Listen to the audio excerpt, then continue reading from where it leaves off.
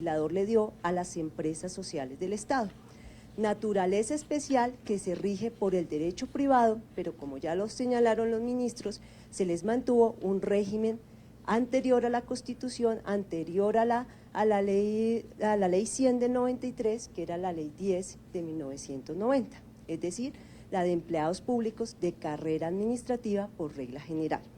Entonces, con esta facultad constitucional y aprovechando la naturaleza especial que tienen las empresas sociales del Estado, se construye un régimen de servidor público especial que permita competir con el mercado, que permita tener el personal adecuado, que les vaya a permitir tener la formalización de los trabajadores y al mismo tiempo que se respeten lo principal, que se respeten los derechos laborales de quienes trabajan con el Estado. La propuesta consiste hoy tenemos libre nombramiento y remoción, no tenemos en un comienzo el gerente era de libre, se cambió a periodo, hoy vuelve el gerente a ser de libre nombramiento y remoción. Segundo, se mantiene la categoría de libre nombramiento y remoción en los empleos de especial confianza que estén adscritos al despacho del gerente. Se mantiene la categoría de libre nombramiento y remoción en quienes manejan recursos del Estado y en los que cumplen funciones de dirección en la empresa social del Estado. La segunda categoría, y está el gran cambio, también después el de gerente, y es los trabajadores oficiales, que hoy son los que prestan servicios de mantenimiento de la planta física y de servicios generales, se van a clasificar en empleados de carrera administrativa. Empleados de carrera administrativa a quienes se tendrán que vincular mediante proceso de selección público y abierto, se regirán por la ley 909 de 2004, no tendrán régimen especial y serán todos los que no estén, también tendrán la misma categoría todos los que no se enmarquen dentro de la nueva categoría de servidor público, que es una de las novedades que tenemos en el nuevo régimen laboral. Y la tercera, más adelante veremos cómo hoy a los trabajadores oficiales se les respeta todos los derechos adquiridos que hoy tienen convencionalmente, que hoy tienen salarial y presupuestal, salarial y prestacional. Este cambio de régimen, el de trabajador oficial a empleado de carrera administrativa, ya lo hemos hecho con anterioridad, la Corte Constitucional lo ha declarado exequible y ha señalado que nadie tiene un derecho adquirido a pertenecer a un régimen laboral. Cuando escindimos las empresas sociales del Estado del Instituto de Seguros Sociales y pasaron de ser trabajadores oficiales a empleados públicos, la Corte Constitucional avaló totalmente el cambio de régimen. Entonces no es un tema que sea novedoso, es un tema que ya ha sido estudiado por la Corte Constitucional y que tiene el aval de la Corte Constitucional. La novedad está en los servidores de la salud, no son empleados de carrera, no son empleados de libre nombramiento y remoción, no son empleados de periodo, no son empleados temporales. Tense en cuenta cuántas categorías, además de las señaladas en la Constitución, ha creado el legislador. Esta es una nueva categoría de servidor público que tiene la naturaleza de empleado público, ¿sí? Pero no se asimila a ninguna de las ya existentes. Es una categoría especial dada para un régimen especial que se aplica a una empresa social del Estado de naturaleza especial. ¿En qué consiste? Corresponde a la nueva categoría, se regirá por las disposiciones contenidas en la ley y comprende a quienes cumplen funciones asistenciales en salud de cualquier nivel jerárquico. Es decir, que hoy una persona que está en el nivel enfermera y en especial todos los médicos que son del nivel profesional estarían dentro de esta categoría. Clasificados del nivel directivo, relacionados con la atención directa en salud a los pacientes en actividades de promoción, prevención, diagnóstico, tratamiento y rehabilitación. Se tienen que cumplir estas categorías para poder estar dentro de la nueva naturaleza de servidor público. Esta nueva naturaleza, la siguiente. En las clases de nombramiento vamos a mirar varias de las características de esta nueva categoría. El de libre nombramiento y remoción se sigue vinculando mediante un nombramiento ordinario. El de carrera administrativa se proveerá a través de proceso público de selección y los servidores de la salud se proveerán a través de una resolución. Un poco hablando con el doctor Carlos Mesa, él lo asimilaba al supernumerario, que él dice que efectivamente la Corte, por una mala interpretación en nuestro criterio, dice que el supernumerario fue derogado por el empleo temporal que se creó en la Ley 909. La intención del Gobierno Nacional nunca fue derogar la figura, porque consideramos que es una figura que la administración pública la requiere para el desarrollo de su función. Este servidor se va a vincular mediante resolución. Se va a vincular por el tiempo que requiera el servicio, y ahí está la gran diferencia. Entonces, el tiempo, si es 1 año, 2 años, 3 años, lo decía el gobernador, tenemos que superar un tema de presupuesto, pero acá, como está en la planta de personal, tendremos que garantizar el presupuesto para financiar en la medida en que yo requiera el servicio, yo institución, yo empresa social del Estado. Tiene que tener garantizada la apropiación y disponibilidad presupuestal. El tiempo de vinculación se determinará en función de las necesidades de la empresa social del Estado, para atender los servicios efectivamente contratados de la empresa y para la continuidad de los mismos. ¿Qué pasa hoy si volvemos al régimen de carrera administrativa? Si volvemos al régimen de carrera administrativa, como hoy está en la Ley 10 de 1990, estas personas, si no tengo el servicio, ustedes que manejan el tema, si no tengo el servicio, tengo que quedarme con el trabajador. Y al tener que quedarme con el trabajador, ¿qué pasa? Pues estoy desfinanciando la empresa. Entonces, acá este señor, la vinculación se dará de acuerdo a la necesidad del servicio. Mirábamos y discutíamos con el doctor Gerardo, con el doctor Carlos Mesa, ¿y por cuánto tiempo? Por el tiempo que dure. Es decir, si son 1 año, 2 años, 3 años, 4 años, ese señor tiene esa estabilidad. Mientras que el servicio esté, el señor tiene trabajo. Si el servicio no está, pues el señor, como cualquier empresa privada. Si en la empresa privada no tiene cómo sostener al trabajador, pues lo que hace la empresa privada es retirar del servicio a ese trabajador. Acá, en esta empresa, vamos a hacer lo mismo, pero respetándole todos los derechos laborales a este servidor.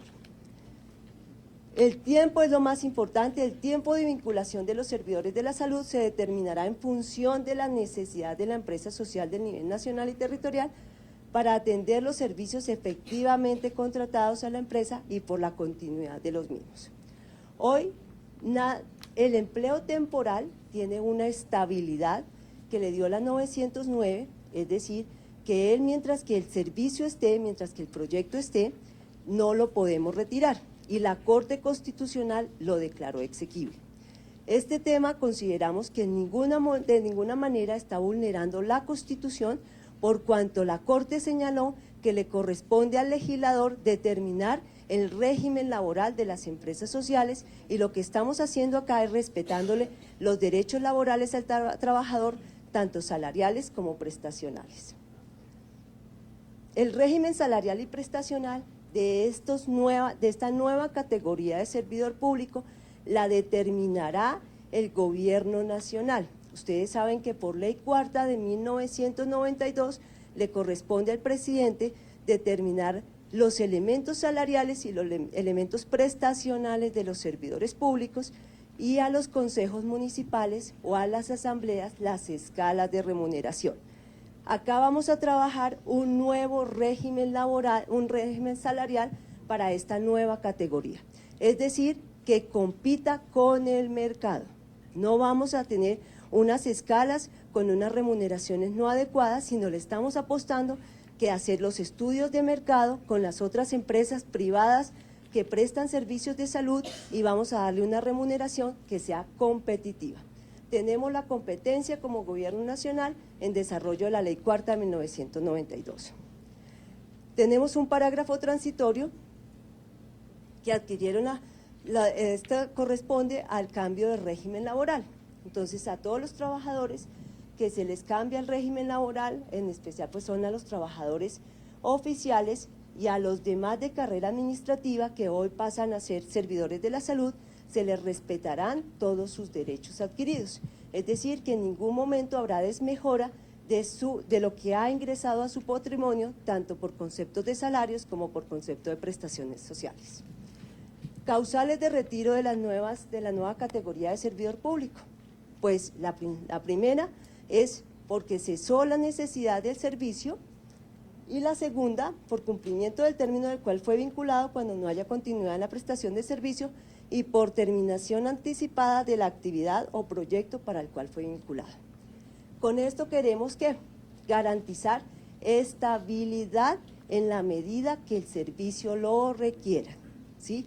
Antes de la culminación del servicio no podría retirar a este servidor, salvo por razones disciplinarias o otras razones que ya están establecidas en el artículo 41 de la ley 909, es decir, porque renunció, porque se murió, porque adquirió sus derechos de pensión de jubilación, porque adquirió los derechos, una pensión por invalidez, que serían las causales generales de retiro, pero estas dos son especiales para este tipo de servidores. Especiales para este tipo de servidores y tienen que estar consagradas en el nuevo régimen por cuanto le corresponde al legislador como única autoridad para definir las causales de retiro del servicio. Hay un parágrafo transitorio para los gerentes, en la medida en que esta ley salga sancionada, que así lo esperamos, pronto los gerentes que están hoy con un periodo fijo, se les respetará el periodo y únicamente entrará a regir la nueva categoría de libre nombramiento y remoción cuando su periodo se venza.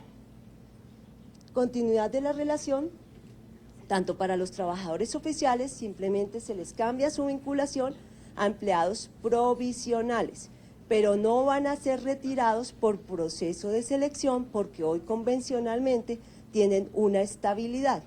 Les estamos dando el mismo tratamiento que se les dio a los trabajadores oficiales del Seguro Social que pasaron a ser empleados públicos y que la Corte, como les señalé, lo declaró exequible. Los empleados de carrera administrativa que cambian de categoría a empleados de la salud continuarán vinculados y continuarán con la estabilidad que le da la carrera administrativa en la medida en que el servicio se mantenga. Si el servicio no se mantiene, habrá supresión de los empleos y habrá lugar a la indemnización en la medida en que tengan derechos de carrera administrativa.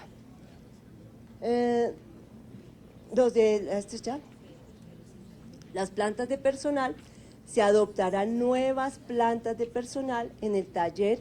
Un poco lo que va a explicar los compañeros de la función pública es cómo vamos a establecer las plantas y nos va a servir el ejercicio de la tarde para identificar la planta de personal que tendríamos después de la reforma. Esta planta de personal va a tener una nomenclatura especial en cuanto a los servicios a los servidores de la salud. Va a tener un régimen salarial y prestacional también especial. Ajustes en la planta personal, se dará un plazo para hacer los ajustes de la planta, como hoy tenemos la mayoría de los hospitales tercerizados, la implementación del nuevo régimen salarial laboral no va a ser tan dificultoso. Hoy tenemos unos ajustes en los que hoy tengan mucho personal en planta, se adoptará una nueva planta de personal que obedezca a la nueva categoría de servidores públicos dados en la ley. La negociación, que es un tema que les preocupa mucho a los sindicatos, ustedes, como podrán haber observado este año, se reactivó la negociación laboral en el sector público, a raíz de la expedición del decreto 1092 del año pasado, del 2012, en donde se señalaron todo el procedimiento para negociar con los empleados públicos. Estos servidores todos tendrán la posibilidad de negociar, pero en los términos de los empleados públicos y no en los términos de los trabajadores oficiales. Ha sido exitosa la negociación, ustedes tuvieron conocimiento, se hizo una negociación nacional con un pliego nacional, el cual culminó con unos incrementos adicionales al IPC como había sido tradicional y con un incremento, un factor que ganaron los sindicatos, que fue tener en cuenta en el incremento salarial la productividad del país. Para el año entrante, que no se adelantan negociaciones por cuanto estamos en año electoral, el incremento será el IPC más el 1% si la productividad fue menor al 1%, o más del 1% si la productividad va a ser mayor. Entonces, este decreto 1092 está mostrando resultados en materia de negociación. Por lo tanto, los trabajadores oficiales que hoy pasen a ser empleados públicos en ningún momento van a ver mitigada su derecho de negociación. La exclusividad no se le podrá. Hoy tenemos una ley que permite al sector salud en los servicios asistenciales de salud tener más de una vinculación con el Estado. Se mantiene esa excepción a la prohibición del 128 de la Constitución, sí, con las mismas limitantes que trae la 269, ¿cierto? La 269. Procesos de selección en curso, ya tiene que ver con, si estoy adelantando con la Comisión Nacional, procesos para vincular personal de carrera administrativa. Lo que señalamos es que mientras que no haya listas de elegibles, se dará el cambio de naturaleza. Si ya tenemos listas de elegibles con derechos adquiridos, estas personas serán tener que ser nombradas en los empleos que se creen para el efecto. La disponibilidad, que es el concepto, incluimos un concepto que es la actividad que realiza un médico especialista fuera de su jornada ordinaria de trabajo, consistente en estar a disposición y localizable para hacerse presente dentro del tiempo requerido para atender el evento en salud, por lo cual recibirá una remuneración especial que será fijada por la Ley Cuarta 1992, lo cual hoy no tenemos regulado. Entonces, la finalidad de incluir esta norma es regular cómo se remunera la disponibilidad del personal de la salud.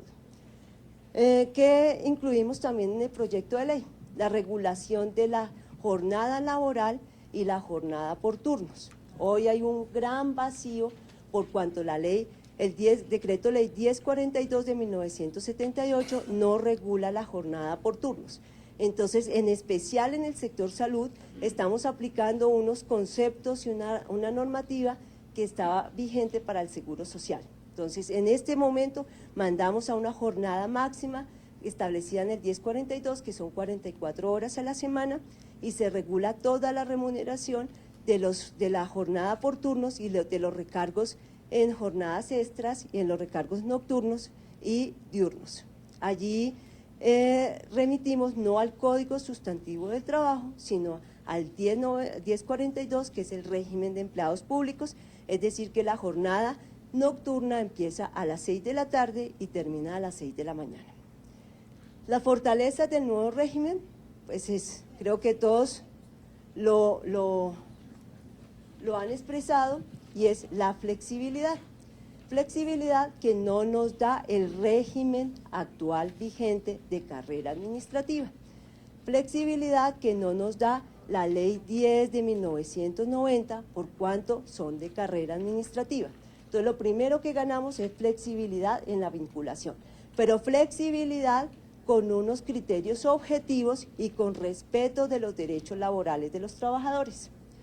Otorga un escenario de formalización, es decir, que todo el personal que hoy tengo tercerizado, ¿sí?, va a estar en la planta de personal con cualquiera de las categorías que incluimos en el nuevo régimen laboral. Consecuente con todos los diagnósticos, pues, que expresaron los ministros, que expresó el doctor Carlos Mesa, que expresó la directora de la Función Pública. Ya le voy a dar la palabra, yo creo que vamos a hacer un receso. Hola, ¿continuamos? Bueno. A continuación, pues vamos en el taller, vamos a poder atender todas las inquietudes que ustedes tengan, no solamente de la circular, sino del nuevo régimen laboral que estamos proponiendo. Muchas gracias. Doctora Hernández, doctor Burgos, gracias por estas orientaciones. En el siguiente punto de la agenda se realizará la presentación del estudio. Del cambio de enfoque y de las situaciones que nos llevan a entrar a analizar este tipo de alternativas. Y tiene que ver con la pregunta acerca del cómo, frente a lo presentado anteriormente, puede ser abordado eventualmente este aspecto. El ejercicio o el análisis que vamos a presentar a continuación Sirve de base un poco para aproximarnos a esto y quizá lo que se va a ver esta tarde en el taller también da una pauta mucho más precisa de cómo puede ya en concreto, en el escenario que cada uno de ustedes maneja, empezar a vislumbrar y dimensionar lo que puede ser ese proceso de organización y conformación de las plantas. No solamente importa el tema de la flexibilidad, que es necesaria por las razones que han sido expuestas, adicional a esto y como común denominador a la situación de años atrás que llevó a propiciar medidas de flexibilización que podrían considerarse extremas en su momento, lo que a continuación o anteriormente se ha mencionado como una alternativa para abordar la situación, implica además del tema de flexibilidad, también un tema, como lo vamos a ver, de racionalidad. Porque poder abordar ese proceso que se ha anunciado con los parámetros que se han planteado en el marco normativo que se pretende, implica poder asumir esa normatividad con una perspectiva muy clara de lo que es deseable y factible hacer en el contexto de organización de los servicios que se gestionan en el marco de la red de prestación de servicios de salud. La aproximación a esa cuantificación de los costos que creemos importante también traer aquí de presentes implica necesariamente ese abordaje y esa mirada. Cuando se empiece a abordar eventualmente en el plazo más inmediato la figura de plantas temporales, claramente se va a poder ver en detalle la importancia de esto. Y lo menciono ¿por qué? Porque aquí se ha hablado de un número y un monto de gasto sobre servicios personales indirectos, que es las órdenes de prestación de servicios en las cuales se ha tenido la necesidad de incurrir en los años recientes en torno con el tema de organización de las plantas, del equipo humano, del recurso humano de los hospitales, pero su abordaje ya a una medida de formalización implica un análisis muy detallado caso a caso de lo que puede significar hacerlo de una manera mucho más adecuada, racional, insisto, porque para que las medidas de flexibilidad que se están planteando en las normas pues puedan tener un efecto como el esperado y el deseado. Entonces, flexibilidad y racionalidad son elementos importantes igualmente en este ejercicio. Sigamos. ¿Qué hicimos nosotros para hacernos a una aproximación de lo que puede ser el costo de incorporar un régimen laboral nuevo como el enunciado anteriormente frente a la situación actual? Tuvimos que trabajar con la información disponible. La información disponible es la del decreto 2193, que está recogida en el sistema de información de hospitales derivado de este decreto, y tomamos como año de referencia en su momento, que esto lo venimos trabajando desde comienzo del año, la información consignada al año 2011, que era la que se tenía conciliada y adecuada. Y los valores que hemos tomado de aproximación para poder hacer una valoración de lo que implica la transición al régimen laboral planteado, lo hacemos con base en los precios para esa vigencia. Es importante esto, y es que en primera medida hicimos dos abordajes. Un primero es tomando tal cual el gasto en personal, denominado por servicios personales indirectos, que se tenía registrado para el conjunto de hospitales en el país, con base en esta información, y asumir que efectivamente, como se tiene estimado por factores prestacionales, el costo de formalizar ese conjunto de gasto, por llamarlo así, no de personal, porque difícilmente podemos tener con precisión, a pesar de que tengamos un monto de un gasto en servicios personales indirectos en esta fuente de información, un detalle que no lo tiene el sistema de información de a cuántos contratos individualmente y durante cuánto tiempo, durante el año de la vigencia correspondiente, corresponden esos contratos. Esa información no está disponible en el sistema de información hospitalario. Luego lo que tenemos es el monto total del gasto en servicios personales indirectos, valorado con el cierre presupuestal que se reporta allí, y sobre ese valor estimar un sobrecosto inicial prestacional, que sería el efecto de formalización de ese conjunto de gasto, en un 38.5% más, que es lo que está valorado sobre los factores prestacionales que diferencian a ese personal que no está vinculado a planta del personal que se iría a vincular a planta. Eso nos da una primera noción de lo que podría ser el impacto de una medida de formalización extrema, tal cual, es decir, partiendo del nivel de gasto existente y sin ningún criterio de racionalidad. Creeríamos que en el mismo sentido sin ningún criterio de flexibilidad, porque sería tomar el total del gasto reportado en la vigencia para asumirlo como tal, como un costo adicional al existente.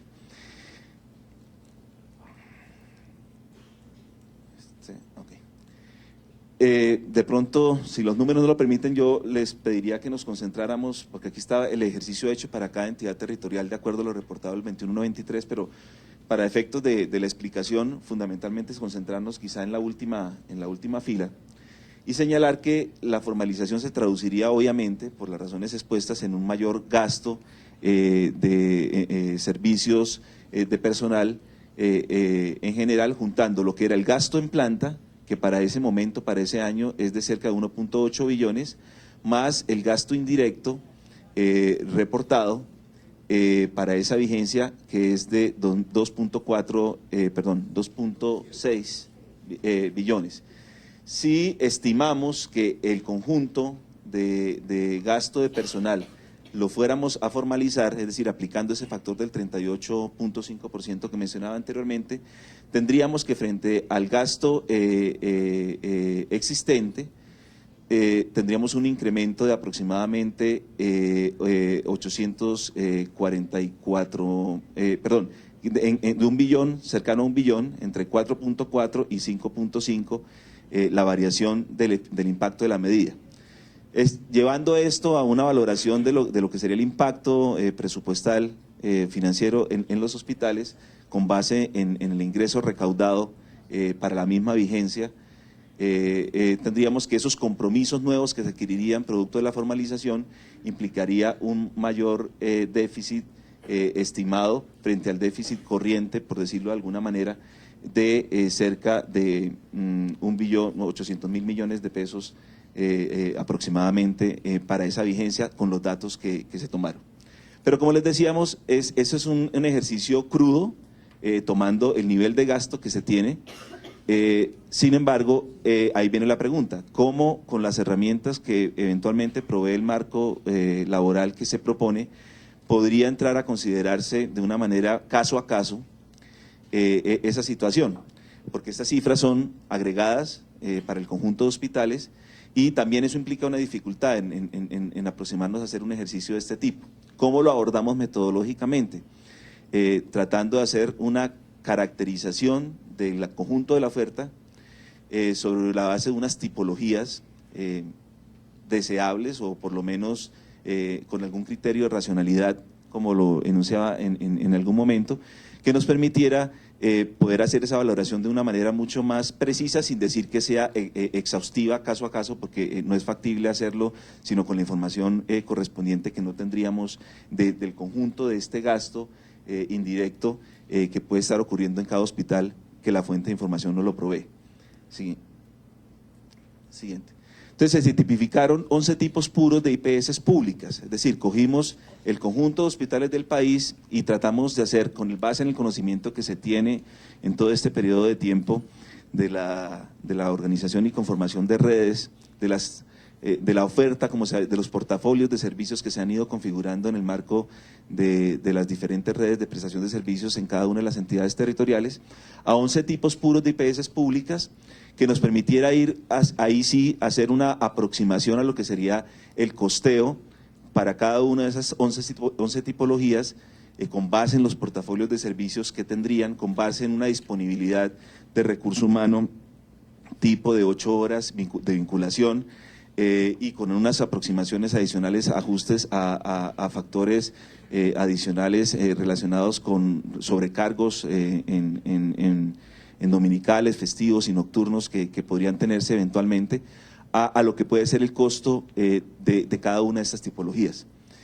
Y se cuantificó el recurso humano para cada una de las tres categorías que el proyecto de ley prevé o analiza: el de servidores de la salud, el de carrera administrativa y el de libre nombramiento y remoción. Es decir, construimos para esas 11 tipologías 11 plantas tipo, de acuerdo al portafolio de servicios que se esperaría deberían construir cada una de esas tipologías, para, con base en esto, aproximarnos a un ejercicio base de costeo y extrapolarlo al conjunto de la red de prestación de servicios. Esa fue la metodología que se siguió fundamentalmente. Se generan, sí, equivalencias en los cargos entre las IPS y los tipos de hospitales que construimos, y se clasifica a cada una de las IPS en alguno de los tipos de hospital. Este ejercicio de clasificación pues consultó al interior del ministerio el conocimiento que se tiene en el proceso de interacción y de trabajo permanente que se tiene con ustedes por parte de los asesores territoriales, de cuáles son esos hospitales y cómo quedaría eventualmente cada uno de los hospitales de la red que ustedes gestionan y coordinan en cada una de estas tipologías, para podernos aproximar a cuál sería la situación de cada departamento y presentar un poco el impacto, como lo vamos a ver en los cuadros, al igual que el anterior, de lo que sería el impacto esperado o estimado si se siguieran esos parámetros en cada una de las entidades territoriales. Se asume, sí, un mayor costo laboral de cerca de un 10% en los departamentos en condiciones especiales, los nuevos departamentos fundamentalmente, y dado que al hacer este ejercicio se encuentran, como es en la realidad, ciertos hospitales que escapan a cualquier tipo de parámetro de comparación por sus características, los llamados pues outliers en el ejercicio, aquellos casos que aún haciendo un ejercicio racional de querernos aproximar a dónde los podríamos ubicar, difícilmente nos llevaría a poderlos encajar en una de estas tipologías, para no crear tipologías adicionales que terminaran siendo únicas. Lo que hicimos era un factor de ponderación para algunos de estos casos, con unos parámetros de ponderación sobre los cargos de personal, sobre el ejercicio base o sobre el recurso humano que conformaba las plantas, de cuánto podría ser esa diferenciación para esos hospitales especiales. Siguiente. Entonces, en este cuadro un poco está resumido el ejercicio. ¿Cómo logra uno conformar esta idea en torno a la conformación de prestadores primarios? Porque este ejercicio está construido un poco sobre la base de los niveles de complejidad que hoy tenemos como tal estructurados. Sin embargo, en la práctica, en el ejercicio, ya en el abordaje caso a caso, cuando analicemos las alternativas de lo que puede ser un prestador primario en el enfoque que se plantea en el proyecto de ley, probablemente estas categorías que hay acá tiendan a simplificarse, dada la connotación, la particularidad y el enfoque y alcance que se pretende tenga el prestador primario en el marco del proyecto de ley. Es decir, podríamos tener probablemente en los primeros niveles no 6 categorías como las que hay acá, sino probablemente un número mucho más reducido. Adicionalmente tenemos para los segundos niveles dos tipologías, para los terceros niveles 2 tipologías y para los hospitales mentales. Y también esta valoración para tener un mecanismo de contrastación con respecto a su capacidad instalada, bien sea en términos de camas, que de alguna manera asocia ya claramente el tamaño del recurso humano asociado a cada uno de estos casos, de quirófanos, de presencia o no de unidades especiales, unidades de cuidado intermedio, o actividades de consulta externa si la característica del hospital lo requiere. Y un elemento bien importante, y era reconocer que en muchos casos la vinculación de este personal a estas plantas implica niveles de productividad distintas, que probablemente van a ser mucho más altos en los hospitales más complejos que en los hospitales básicos, en los cuales incluso la población de referencia pueda llevar a que la demanda no exija de este recurso humano niveles de productividad tan altos, pero que igualmente se requieran tener disponibles para garantizar el servicio como puerta de entrada a los mismos. Adicionalmente, entonces ya con estos parámetros se hace una estimación, como lo decíamos, con base en el portafolio de servicios y estos atributos esenciales que allá habrían, de cuál sería el tamaño de esa planta de personal que se debería conformar, considerando las 3 tipologías de empleados que se mencionan en el proyecto de ley, el de servidor de la salud, el de carrera administrativa, el de libre nombramiento, y hacemos una aproximación a lo que sería el tamaño de esas plantas tipo como tal, considerando factores de racionalidad, como los que hay acá enunciados, con factores de productividad inmersos en el ejercicio, y unas plantas tipos desagregando entre el recurso humano correspondiente. Fíjense que para el caso de personal administrativo cobra mucho más importancia, de libre nombramiento y remoción, cobra mucho más importancia en los niveles superiores. Igualmente las escalas equivalentes de acuerdo al tamaño del hospital guardan una proporción con las plantas de personal. Igualmente, lo que se hacía entonces es, tomando en cuenta ya los niveles salariales correspondientes que existen hoy en las plantas de los respectivos hospitales, con la categorización que se hizo de los hospitales dentro de las tipologías, una aproximación a lo que sería el valor y el costo de esas plantas con base en los costos que hoy se tienen en las plantas existentes en estos hospitales, lo cual lleva a tener para cada una de estas unos valores correspondientes de referencia. Siguiente. Esto sirve para ilustrar un poco como lo que implica para cada una de estas tipologías entrar a considerar de que no solamente los parámetros generales que mencioné en el cuadro anterior, sino ya más gráficamente, de acuerdo al portafolio, al tipo de servicios que tendría que prestarse en cada una de estas tipologías, lo que se consideraría en el ejercicio como marco de referencia para la valoración. Tendríamos, por ejemplo, en los hospitales de baja complejidad que algunos de los servicios no son servicios que se consideran, deberían estar considerados dentro del portafolio, lo que están en la franja roja. Para el caso de la baja complejidad, en principio no estaríamos considerando medicina especializada, instrumentadores, porque estamos considerando los niveles básicos asistenciales de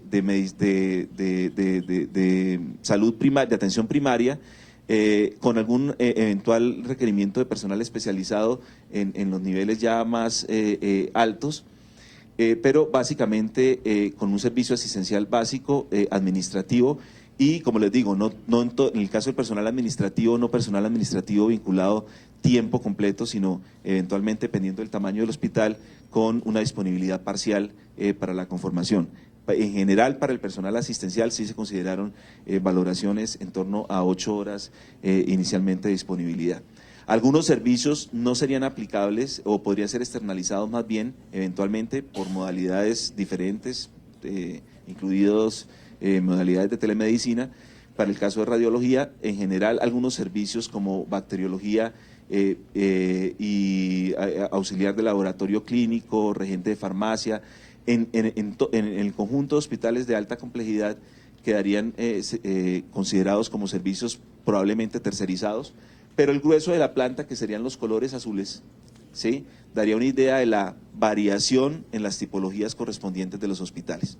Ese es un ejercicio que es perfectamente discutible, revisable, mirado caso a caso para ver la pertinencia y la particularidad con lo cual cada hospital de los existentes en cada una de las redes que ustedes manejan le puede servir de referencia, pero nos servía específicamente para la aproximación a la valoración de que estamos hablando. Siguiente.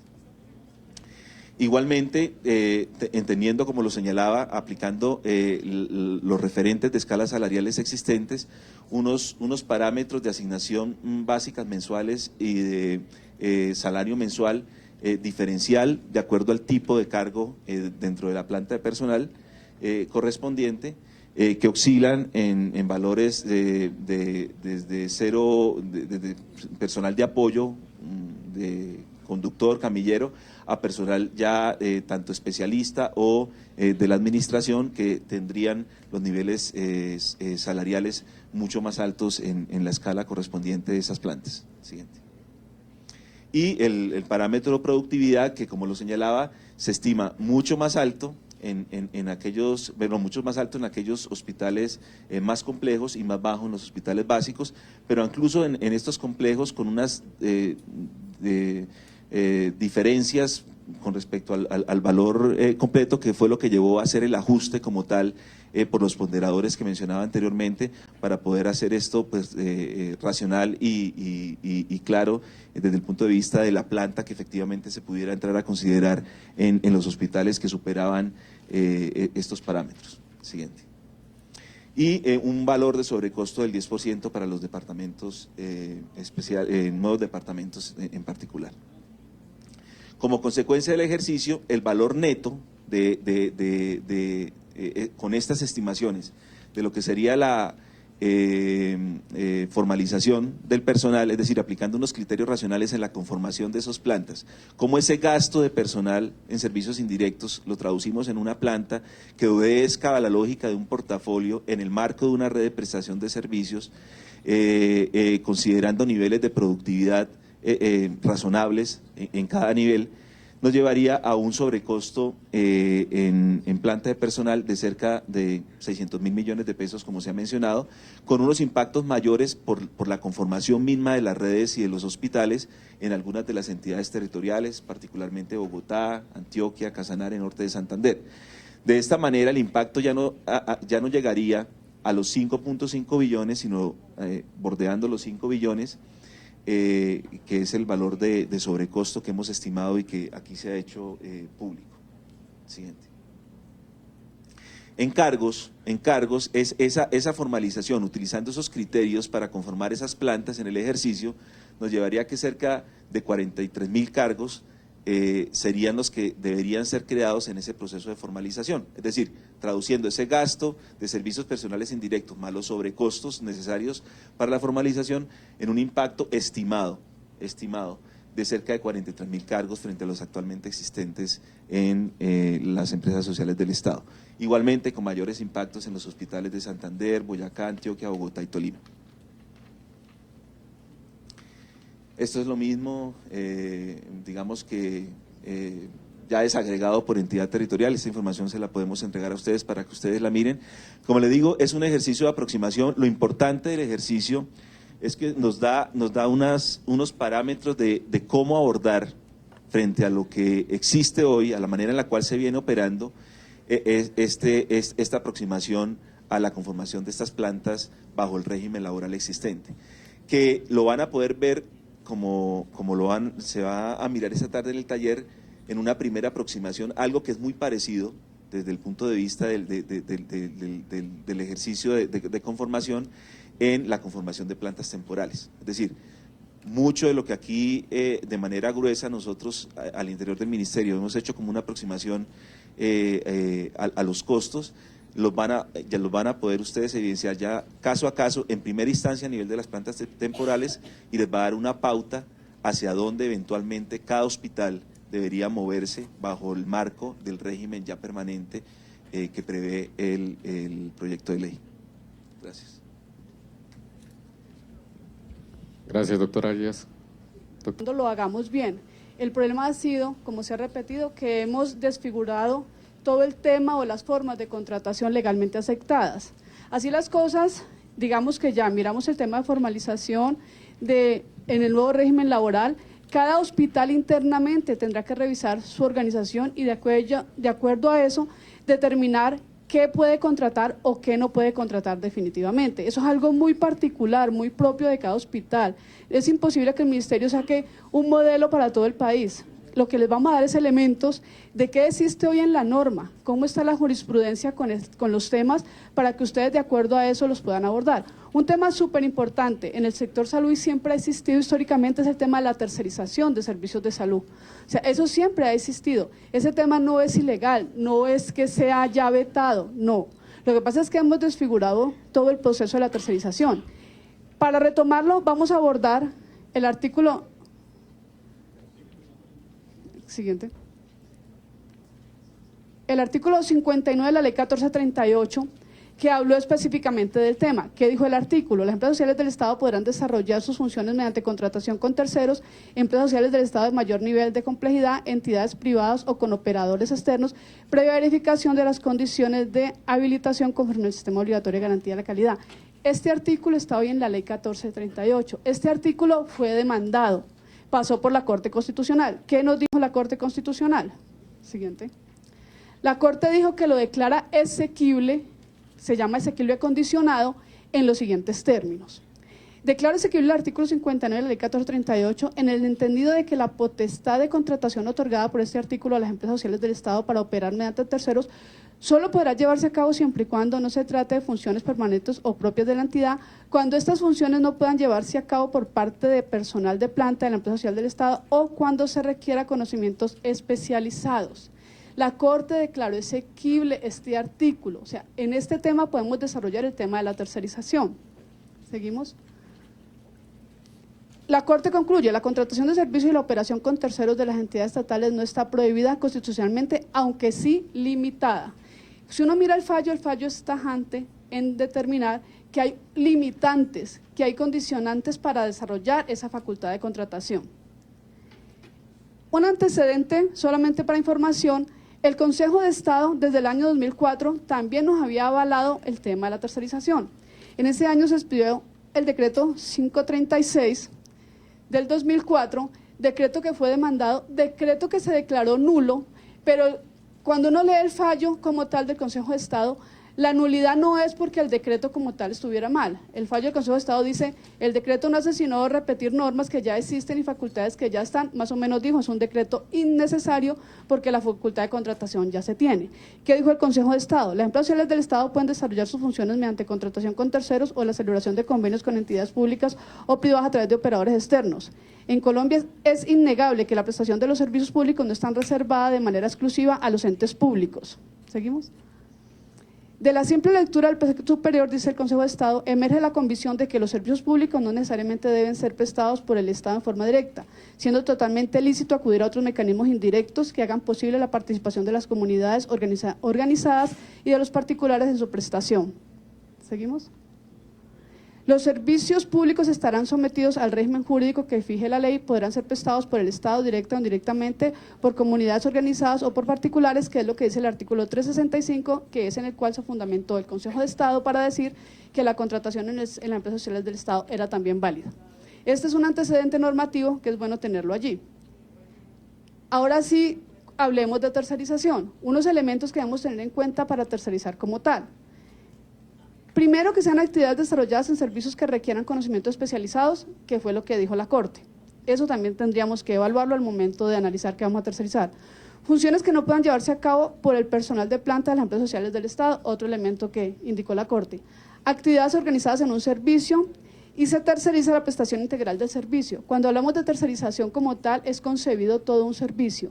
No estamos hablando de personas, no es una persona tercerizada. Entonces, contrato de tercerización de una enfermera. No, eso no existe. Cuando hablamos de tercerización, estamos hablando de servicios completos, de una actividad completa como tal, entregada a una entidad especializada en el tema. ¿Cuál sería el trámite que pudiera adelantar la entidad? Definir los servicios o áreas a tercerizar. Ese es un tema muy particular como tal dentro de la institución.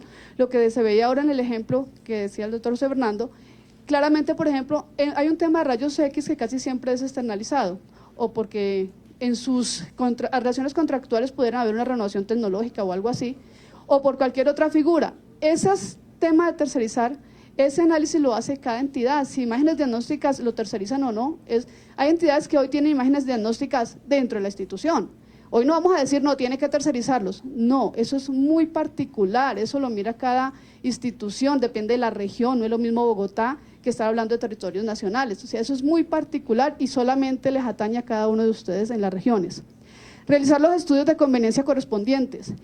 Estos contratos tienen que tener unos estudios y unos análisis previos. Estos no son contratos que sean sacados de la manga porque se me ocurrió. Y eso sí es propio para el cumplimiento de todo lo que las GIAs nos solicitan. En el caso de la Procuraduría, la Contraloría y todas las demás entidades que nos piden dónde están los estudios para determinar qué servicio externalizó o en qué condiciones. Respetar los trámites precontractuales y contractuales que tenga definidos la ESE. Si bien es cierto, las empresas sociales del Estado se rigen por el derecho privado, como ustedes ya lo saben, también es cierto que tienen que tener unos procesos claros de contratación y tienen que tener unos lineamientos internos de contratación establecidos por la Junta Directiva como tal. Esos trámites se tienen que respetar dentro del tema de la contratación. Respetar los principios de la contratación y de la administración pública, transparencia, objetividad, publicidad, que esto es de todos los días en el sector salud, se tiene que respetar los principios. Designar interventores de esos contratos, supervisores de esos contratos. ¿Seguimos? uno debería, estas son como recomendaciones. Ustedes me dicen, ¿en qué norma está esto? No, esto no está en ninguna norma. Esto está en el procedimiento día a día propio de la institución y son como las recomendaciones propias para un tema de tercerización que, como les digo, ustedes la vienen realizando, los hospitales lo vienen realizando desde hace muchos años atrás. Ser persona jurídica, uno no entendería una tercerización con una persona, o sea, eso como tal no existe. Ser persona jurídica, tener experiencia y especialidad en el servicio a operar, tener autonomía técnica, jurídica y administrativa, respetar los derechos constitucionales, jurisprudenciales, legales y laborales de las personas que ejecutarán el servicio, y ese tema sí que es importante. O sea, independiente con quién tercericen ustedes, esa empresa que vaya a operar ese servicio debe respetar los derechos laborales. Y un tema en el que sí pecamos los hospitales es en no revisar que se están respetando los derechos, porque si no revisamos que se respeten, el día de mañana somos solidarios en las omisiones por parte de ese tercero. Entonces, es súper importante que verifiquen que este operador cumpla con la obligación de respetar los derechos del trabajador, de la seguridad social, de todo lo que tiene que tener el trabajador para poder laborar con ellos. Garantizar el pago del sistema integral de seguridad social, como se los decía, de parafiscal de las personas que ejecutan el servicio, en los términos y condiciones de las normas. Asumir informe integral del servicio sin que exista subordinación o dependencia a las personas que ejecutan la actividad del contrato con la empresa social del Estado. O sea, se reitera que esto es entregado el servicio como tal. No tiene por qué esa entidad que está operando el servicio tercerizado tener subordinación o recibir órdenes de la institución o estar en una relación con la institución como tal. Es un tema del servicio que se está operando con la entidad que lo está realizando o que hayan contratado. Tener estructura administrativa propia que garantice la gestión integral del contrato, contar con suficiencia financiera en las condiciones que determine la empresa social del Estado, asumir la responsabilidad por las actuaciones y consecuencias derivadas del servicio prestado, y los servicios tercerizados deben cumplir con las normas del sistema obligatorio de garantía de la calidad, como es obvio, o sea, debe de cumplir todo lo que establece el sistema para poder que preste servicio, estar habilitado y tener todos los estándares y obligaciones del sistema obligatorio. Tipos de contrato, esto no tiene un nombre, esto es un ejemplo cualquiera, pero tipos de contrato, ustedes acuérdense que por ser de régimen privado los hospitales pueden usar cualquier figura contractual del Código Civil, del Código de Comercio, o sea, no necesariamente tiene un título de contrato como tal, pero un ejemplo cualquiera que se ha usado por los hospitales es cuenta en participación, una asociación, concesión, contratos con empresas especializadas, otros proveedores de servicios, en algunos casos han arrendado áreas para que los operen otros, o sea, hay N figuras para utilizar el concepto de tercerización como tal que pueden ser utilizados por ustedes y ya sus abogados en su momento podrán entrar a definírselos. Esto es lo que esto ya lo conocen y existe en el sector, el tema de tercerizar servicios. Esto la Corte lo declaró exequible, el artículo 59 está vigente y es válido. Y en este contexto es que tenemos que también tener en cuenta todo el proceso de organización del hospital. ¿Qué es lo que pasa cuando de pronto tenemos problemas con las visitas del Ministerio del Trabajo o de los diferentes organismos? Que le llaman contrato tercerizado a una vinculación laboral de personal y eso no es la tercerización. La tercerización es un servicio completo, como ya se los comento, no es una persona como tal diciendo que es que yo tercericé a un auxiliar de enfermería. Esto es lo que les queríamos compartir del tema de tercerización. Muchas gracias, muy amable. El doctor Iván a continuación les va a hablar del contrato de prestación de servicios como tal y riesgos de la contratación.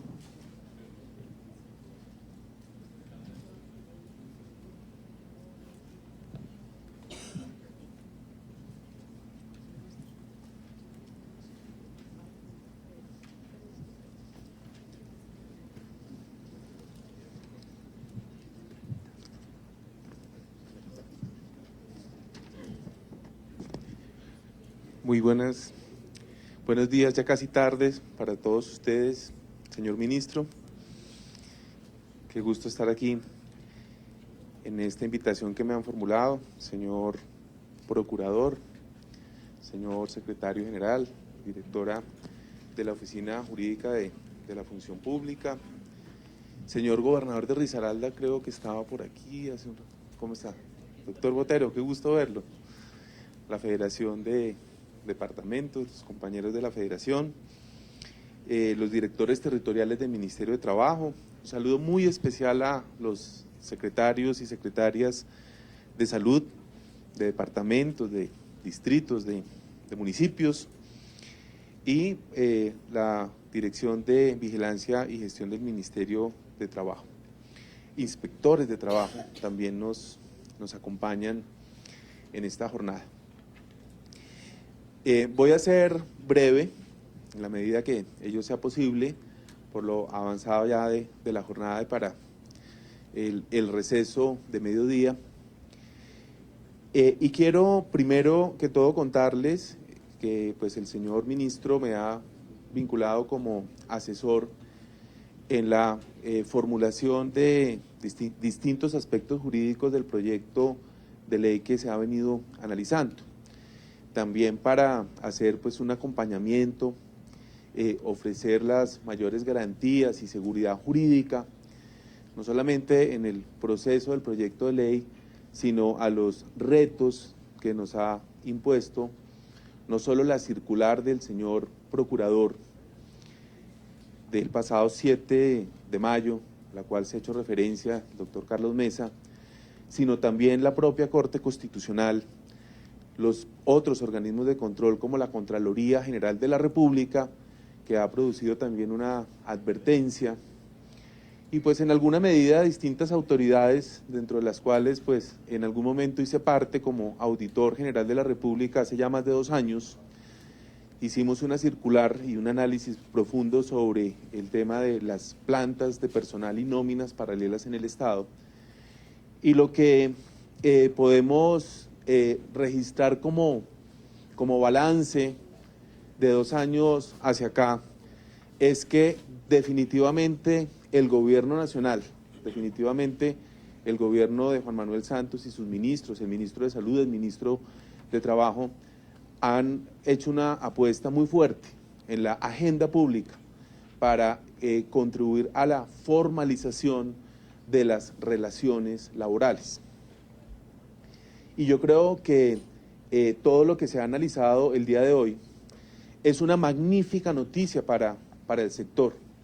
Yo estoy seguro que ustedes, especialmente pues los señores secretarios y gerentes de entidades prestadoras de servicios de salud, de un tiempo hacia acá se sentían muy solos con una problemática, sus plantas de personal, la prestación de servicios, y creo que nunca en la historia de la salud colombiana, incluido desde la Ley 10, pues se había visto un esfuerzo no solamente gubernamental, es decir, el Ejecutivo, sino también de Estado con los organismos de control, para contribuir a la formalización de las relaciones laborales.